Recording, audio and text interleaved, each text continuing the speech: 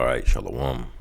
First and foremost, giving all praise, glory, and honor that's due to Yahweh, Bahashem, Yahweh Shai, Bahashem, Rachaha, Quadash, double honors to the elders and apostles of great millstone who rule well. Peace and blessings to the 144,000 and the hopeful elect. Shalom, Barakathum. And you can see this headline and the image of the individual on the screen.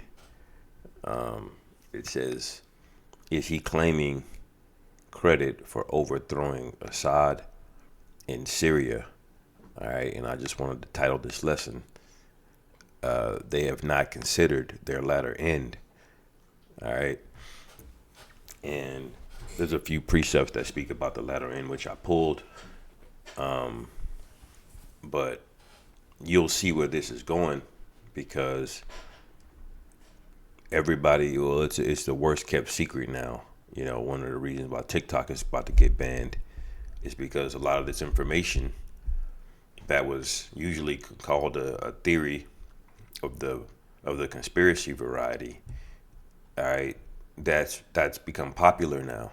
All right, people are talking about openly what this guy's real agenda is. Okay, and they're moving like that ain't the case anymore. but the cat's out of the bag. All right, it says Israeli Prime Minister Benjamin Netanyahu has hailed the jihadist takeover of Syria as a historic day in the Middle East, which Middle East is a term they made up. Okay. And it says, but notice this guy, you know, there's a positive tone to this. Like, they want this, but years ago, this guy is on camera talking about all the nations that need to go down, and Syria was named among them. All right. It says he is also claiming that the fall of Bashar Assad's government in Syria was a direct result of Israel's military campaign against Hezbollah and Iran. All right, so he's claiming credit for Bashar al-Assad, who is the leader of Syria. Now, when you talk to Syrians, they love their leader, Bashar al-Assad. All right, now apparently this guy's fled to Russia. I don't know if this article will mention it. I haven't read this yet. Let's read a little bit more. It says anti-government forces, including Hayat Tahrir al-Sham jihadists, are U.S. armed Free Syrian Army militants, stormed Damascus on Saturday as the Syrian army stood down, and Assad, according to Russian Foreign Ministry, left the country for an unknown destination. And later they came out that he might be in Russia, okay, seeking asylum. Now, that's not good news, because they haven't considered, again, their latter end.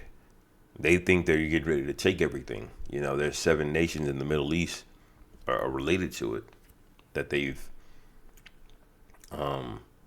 openly spoke about taking down, and now they're enacting that plan, but they're still trying to do it under the guise of victimhood.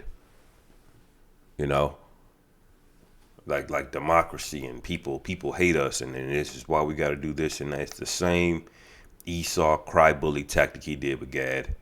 All right, found reason to call Gad a savage, and then what did he do? He went back and riled his people up to go take more land. All right, and before you know it, 2 billion acres are gone. You know, all right. It says, this is the direct result of blows we have inflicted on Iran and Hezbollah, the main supporters of the Assad regime. He continued. All right. So this guy's boasting, okay?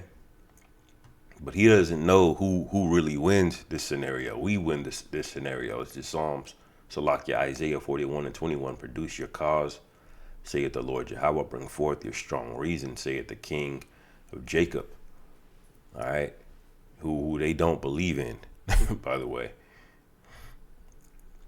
It says, let them bring them forth and show us what shall happen.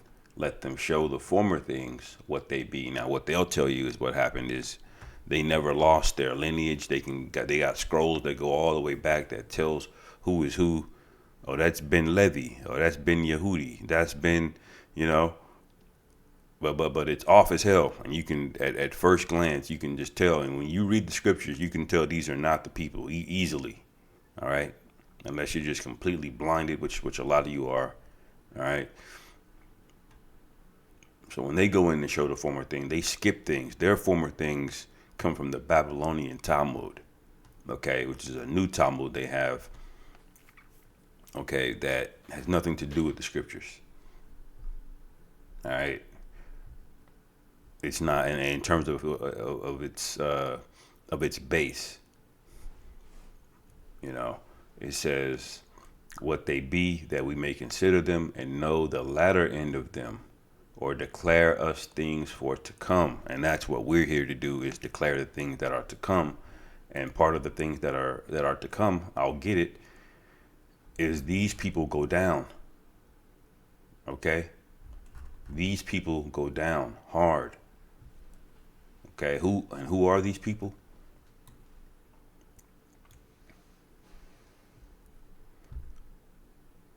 Amalek. That's who they are. All right. Now, when you go to Numbers 24, I'll start at verse 17. Let me see.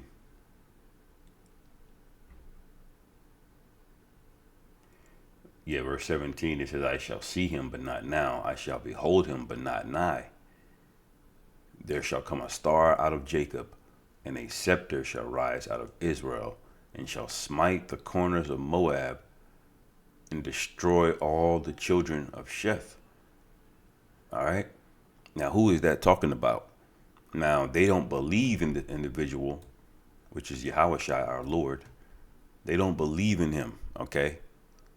They don't believe he came. They don't believe he died or made the sacrifice that was prophesied. They don't believe it.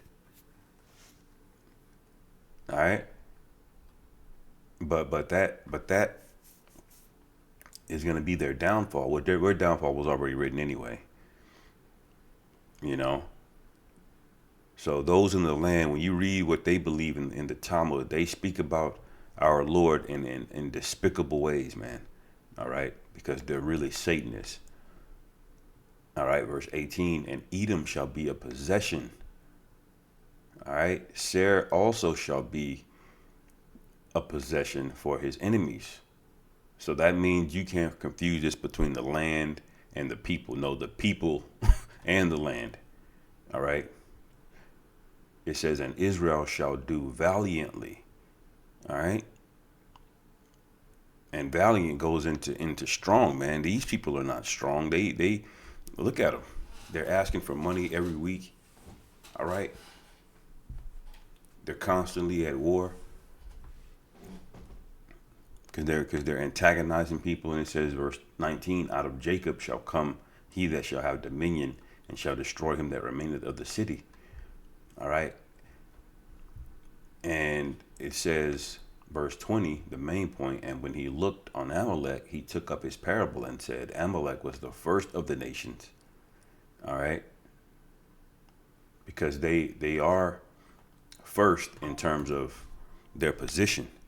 You know, they're a small nation militarily, but their power lies in their ability to control all of these different governments and pay people off here and there and control resources and access points around the earth.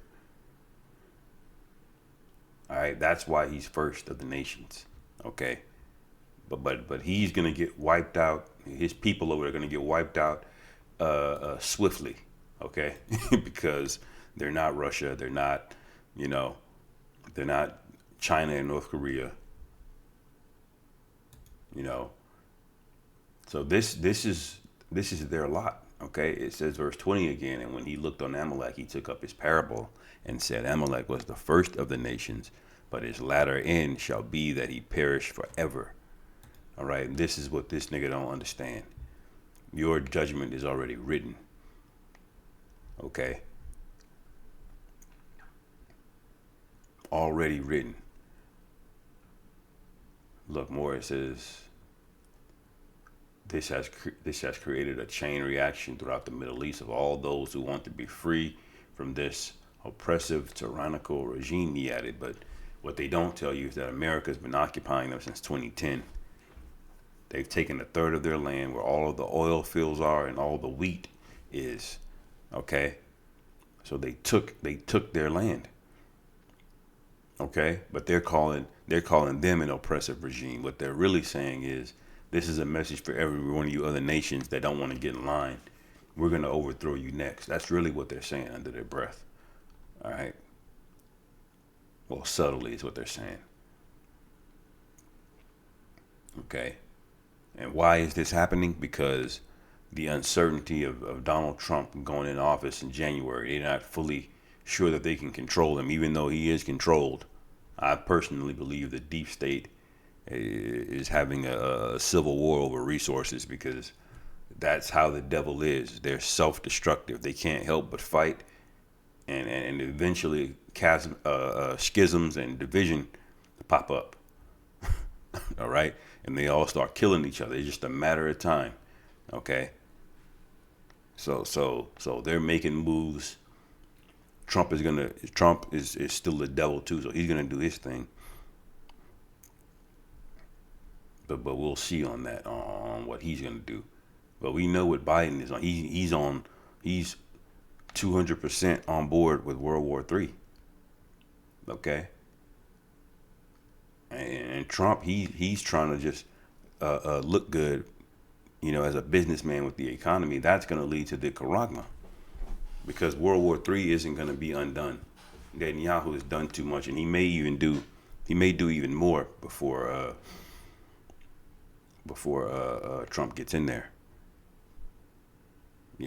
He's done Gaza, he's done Lebanon.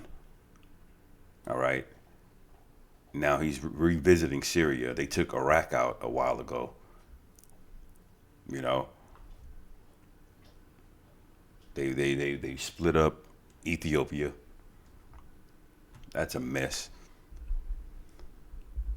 And Libya. So this place is ripe for Joel the third chapter. All right. It says while it is unclear whether Al Jalani coordinated with the U.S. and Israel prior to the assault, former U.S. Special Representative for Syria engagement, blah blah blah, was an asset of Washington. Yeah, so you see, but like we read earlier, his latter end shall be that he perish forever. So this guy is proud and he's bold. All right, and the scriptures say that, man. Isaiah 47:5, sit thou silent and get thee into darkness, O daughter of Chaldeans, for thou shalt no more be called the lady of kingdoms, speaking about America, because they're America and Israel are basically one and the same in terms of their agenda. All right. And it says, verse 6, I was wroth with my people. I have polluted mine inheritance and given them into thine hand. Thou didst show them no mercy. Upon the ancient hast thou very heavily laid thy yoke. All right. Because you put a hell on all of us, man. Kids, our elderly, our women. And you never let up. All right. Now we're just being destroyed by the food we eat and the things that we consume in our mind. Television and it's all poison, man. All right. Verse 7, it says, and thou saidest, I shall be a lady forever, so that thou didst not lay these things to thy heart. All right. That's what pride does. It makes you feel like you unstoppable. You never gonna lose. You're never gonna come down. All right. It says, neither didst remember the latter end of it. Therefore hear now this, thou that art given to pleasures that dwellest carelessly, that sayest in thine heart, I am and none else beside me.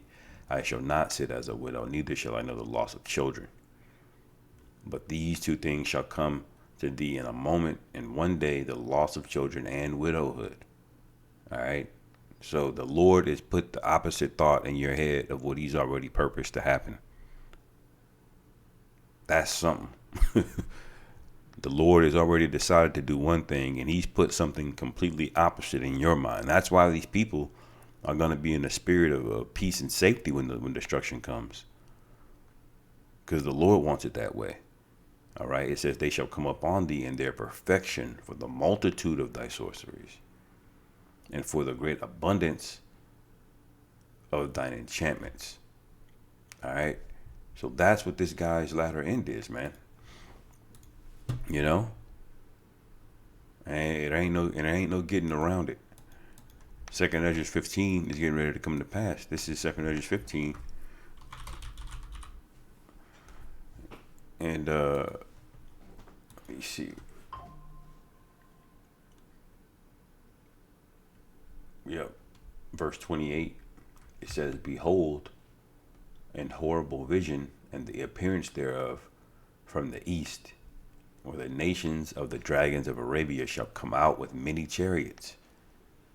All right, and the multitude of them shall be carried as the wind upon the earth, that all they which hear them may fear and tremble." Who is that going to be? All right, it names them. Also the Carmanians. Okay, so this is going to be a coalition. All right, because it says also the Carmanians. All right. Raging in wrath shall go forth as the wild boars of the wood, and with great power shall they come and join battle with them. Because what most people don't realize is that this has become a war against those people in the land and all Arabs now. There used to be a division between the Shias and the Sunnis. Okay, you had the Iran, I believe, different than Iraq and Saudi Arabia. Okay, and then you had the people of Yemen. They were different than the ones of Saudi Arabia, because Yemen was Saudi Arabia was going to war with Yemen. Okay, but now look what happened. People in Jordan and Lebanon and Yemen and Iran have all became together. Okay, Saudi Arabia is looking at them sideways now. All right, to do what? Turn against a common enemy, because they see him going over and messing with the Houthis. They see him, spying on Egypt. Okay. They know that you're confederate with the United States to take down places like Libya. Okay, Ethiopia. Everybody knows about Iraq, Afghanistan. All right. So they're up. They're on to you now, and so now they're about to come together like the Avengers on your ass. Those Arabian nations. Okay, which basically Ishmael and Elam. All right. It says, also the Carmanians raging in wrath shall go forth as the wild boars of the wood, and with great power shall they come. Okay. And join battle with them, and shall waste a portion of the land of the Assyrians. Isn't that what's going on right now? You know, that all of this tension and military clashing. You got the U.S. there, you have Syria there, and Russia backs Syria. Russia has bases or support military bases in Syria. Okay, and look at and Netanyahu's over there claiming about taking over that land. You know, so we know when they cross that that Euphrates, which is written. Let me see, Euphrates. Let me just type in Euphrates in Revelation.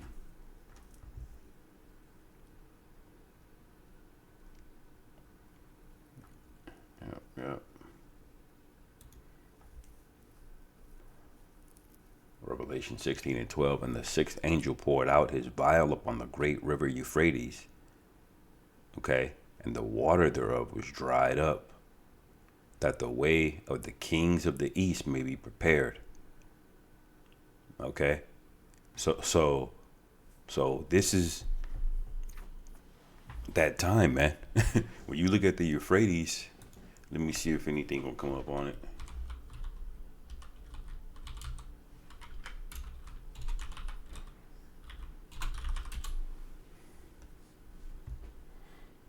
No, the AI popped up. It says, yes, Euphrates River is drying up, due to climate change.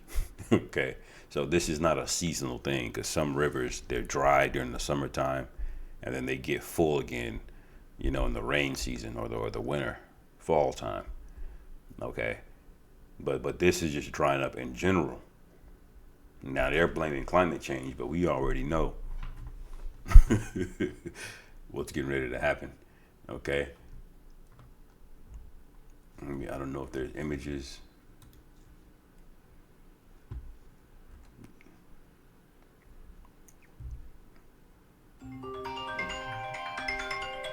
Slovakia. Yeah, it's a before and after right here. I don't know what the time frame of it is, but there's parts of it where you can just walk straight across it now. All right. So the scriptures are 1000% on point as usual. All right. And this is the sixth angel. Okay. And it only goes to seven. So we know that we're at the end. All right. And it says, verse 29 again, where the nations of the dragons of Arabia shall come out as with many chariots, and the multitude of them shall be carried as the wind upon the earth. That means they're booking it. When the wind is behind you, that's a metaphor, or another way of saying they're moving very quickly. All right. It says that all they which hear them may fear and tremble. All right. Also the Carmanians raging in wrath shall go forth as the wild boars of the wood, and with great power shall they come and join the battle with them, and shall waste a portion of the land of the Assyrians. And then shall the dragons have the upper hand, remembering their nature.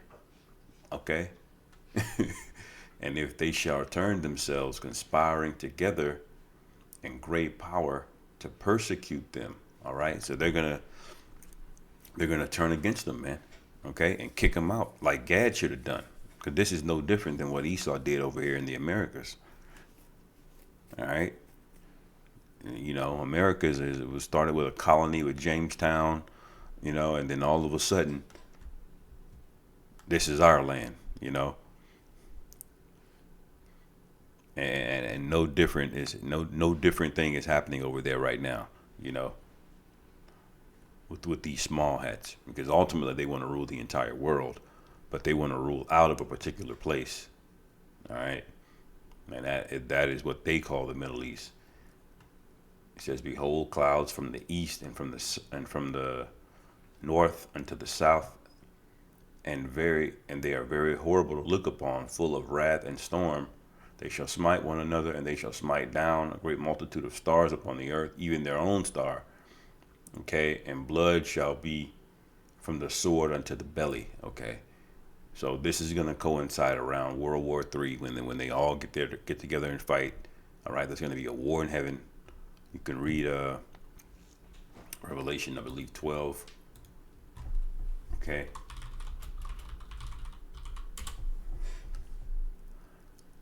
Yep, where Michael, and